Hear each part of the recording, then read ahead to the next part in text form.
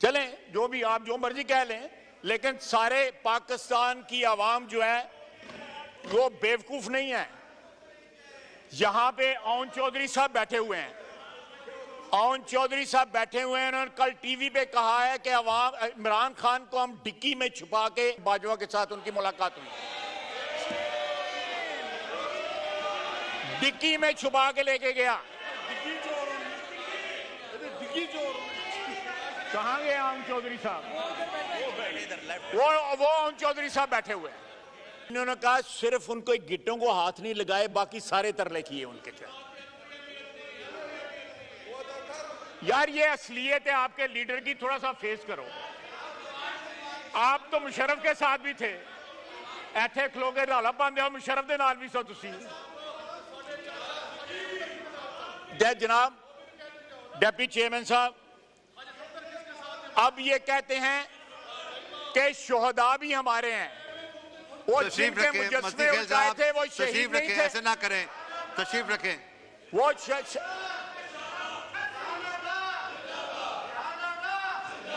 जरूर जरूर मैं भी जिंदाबाद के नारे लगाता हूं, मेरी उनके साथ रिश्तेदारी है। जनाब डिप्टी स्पीकर,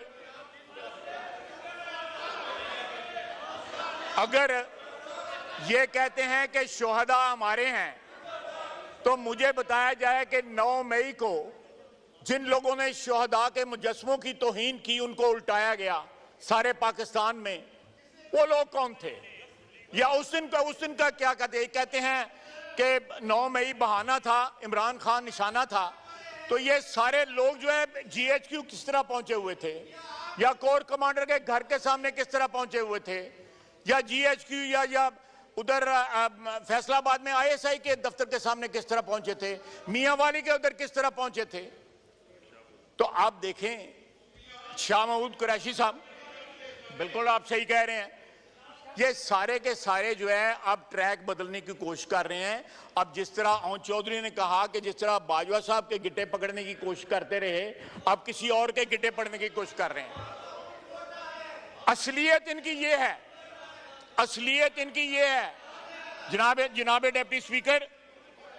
दूसरा मैं एक बड़ी इंटरेस्टिंग बात बताता हूं आपको।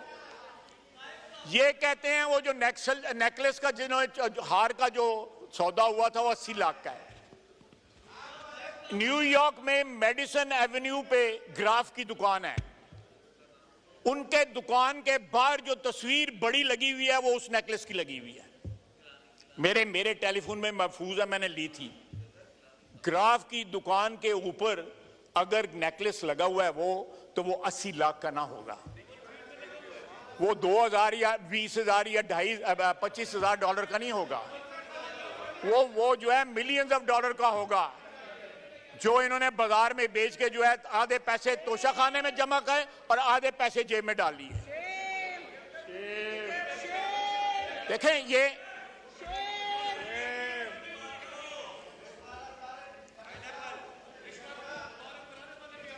अब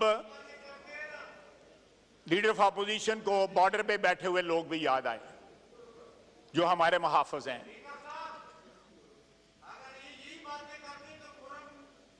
बिल्कुल पॉइंट आउट करो यार, क्यों करो पॉइंट आउट करो। अगर आप ये महसूस करते हैं अपने चीफ विप से पूछ लें। डोगर साहब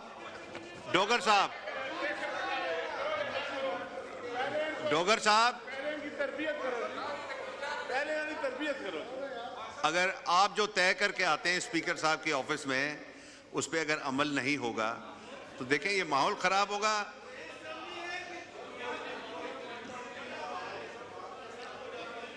जी ख्वाजा साहब बोले।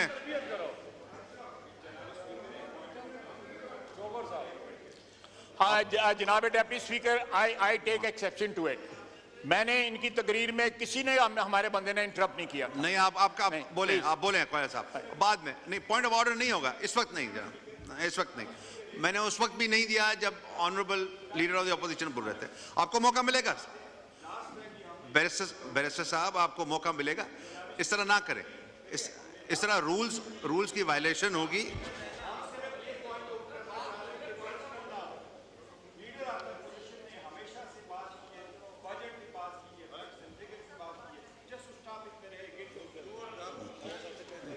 जी ख्वाजा साहब बोले। ओके, आप तशरीफ रखें। जनाबे डेप्टी आप तशरीफ स्पीकर, रखें जी। मैं गौहर साहब से थोड़ी सी इंटेग्रिटी जो है वो एक्सपेक्ट करता हूं। मेरा कम से कम 1 दर्जन दफा नाम लिया गया है और हम लोगों को या हमारी लीडरशिप के मुताल्लिक जो बातें की गई हैं वो याद नहीं, या उस वक्त इनके जो है नहीं, वो मैंने एक्सपंज किए हैं, वो अल्फाज मैंने एक्सपंज किए हैं। हेयरिंग जो है उनको उस वक्त इनकी चली गई हुई थी जी। आप चलवा लें रिकॉर्ड चलवा लें। बोले आप बोले। देखें मेरा कोई पॉइंट ऑफ ऑर्डर नहीं होगा, चलें। आपकी चेयर पे स्पीकर साहब जो बैठते हैं उन्होंने भी मेरा माइक बंद करके इनको टाइम दिया था, क्योंकि वो तो हर बंदे को खुश रखना चाहते हैं ना। तो ये ना करें, मेरे साथ ना करें, ये ना करें please. I hold that grudge against him because of that, you know. मैं जनाबे वाला, मैं एक बात बताना चाहता हूं कि केपी में लोड शेडिंग का मसला जो है इन्होंने अपनी तकरीर में जिक्र किया। लोड शेडिंग सिर्फ केपी में नहीं हो रही, सारे पाकिस्तान में हो रही है। और उस लोड शेडिंग की मेन वजह जो है उन इलाकों में की जा रही है लोड शेडिंग जहां पे बिजली चोरी होती है, चाहे वो चोरी जो है पंजाब में हो रही हो, सिंध में हो रही हो, केपी में या बलूचिस्तान में। उन चोरों के जो बिल हैं वो जो सार्फिन ईमानदार हैं उनके बिलों में ऐड होते हैं, वो उनका खर्चा उठाते हैं। पाकिस्तान के करोड़ों सार्फिन जो है चंद लाख चोरों का खर्चा उठा के बैठे हुए हैं। आप बताएं वहां पे लोड शेडिंग ना हो तो क्या हो। ये बात जो है प्राइम मिनिस्टर साहब की मौजूदगी में चीफ मिनिस्टर केपी ने उठाई थी, उनके साथ बात हुई थी कि तावन करें कि वहां पे लोग बिल अदा करें। उनको बताया गया कि कहां लोड शेडिंग होती है। मैं नाम नहीं लेना चाहता उन जगहों के, क्योंकि लोगों को फिर उस पर भी इतराज होगा। 80% जो है लोड जो है चोरी हो रही है बिजली की एन बड़े बड़े शहरों के दरमियान, जहां पे बाजार हैं, जहां पे बिजनेसेस हैं। ये केपी के चीफ मिनिस्टर साहब को बताया गया। अब अगर वो इन लोगों को प्रोटेक्ट करना चाहते हैं तो अफसोस ही किया जा सकता है या फिर लोड शेडिंग की जा सकती है। यहां पे बार बार जो है इकोनॉमी के हालात जो हैं वो बताए गए कि इकोनॉमी के हालात बड़े खराब हैं, इसमें कोई शक नहीं है। 4 साल हुकूमत इनकी रही, आप बताएं कि इकोनॉमी जो है उसको क्या, उसकी क्या है। उस 40 साल में आप भी शामिल थे, हम अकेले तो नहीं थे। ये इन लोगों ने 40 साल हुकूमत की हुई है। 11 साल एक की हुई है, 11 साल तो इकट्ठे ही अयूब खान के की हुई है। चलें, अगर इकोनॉमी ठीक होती तो $200 बिलियन का इन्होंने जो एक दावा किया था कि 100 बिलियन इसके मुंह पे मारेंगे, 100 बिलियन इसके मुंह पे मारेंगे, वो कहां गए? 1 करोड़ नौकरियां कहां गई? 50 लाख का घर कहां गए? आप इकोनॉमिक इंडिकेटर्स देख लें पीटीआई के 4 साल के, ये केपी का कहते हैं 900 अरब रुपया कर्जा उस सूबे का जो है ना इनके दौरे हुकूमत में बढ़ा, 900 अरब रुपया बढ़ा।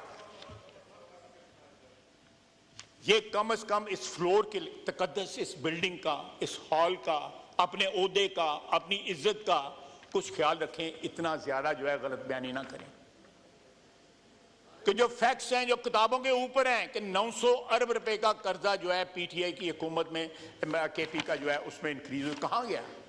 कोई बताए उससे ही, कोई उसका हिसाब तो दे। अगर उसका हिसाब नहीं देते और रौला डालते हैं ताकि वो भी जो है उनके रौले के अंदर वो दफन हो जाए जो उसमें होता रहा। आईएमएफ की बात करते हैं, किसने खत लिखा, कौन फोन करता रहा पंजाब को भी और केपी को कि आप जो है आईएमएफ का प्रोग्राम यहां पे ना होने दें और उनको पाकिस्तान के खिलाफ खत लिखें। मुमलिकत पाकिस्तान के खिलाफ खत लिखा गया, वतन के खिलाफ खत लिखा गया, सिर्फ इसलिए कि ये मुल्क दिवालिया हो, कोलैप्स कर जाए, कि हुक्मरानी हमारी हो तो एवरीथिंग इज फाइन। हमारी